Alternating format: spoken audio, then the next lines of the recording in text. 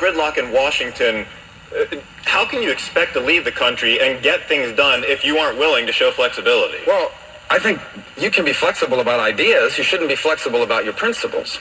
About when it comes to ideas and working with people, I have a record of having done that.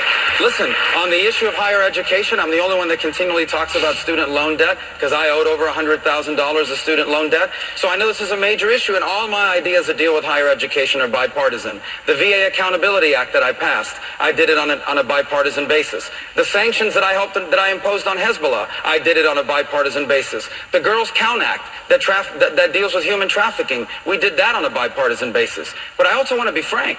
There are issues we're going to have an election over. When it comes to repealing and replacing Obamacare, that's not going to be bipartisan. When it comes to reducing the tax burdens on Americans, that's not going to be bipartisan. When it comes to shrinking the size of the federal bureaucracy, that's probably not going to be bipartisan. There are issues we can work together on, and we should. But there are fundamental issues about the proper role of government, and on those issues, I will fight anyone who wants to expand government, raise taxes, or weaken our military. Mr. Trump, I want to give you a chance to respond, but specifically, you talked about flexibility, and one of the examples you gave was the height of the border fence. What are some of the other issues on which you're willing to show flexibility? It depends on what comes up. You never know. It depends on what comes up. Look, we had a great president, Ronald Reagan. We had Tip O'Neill, speaker.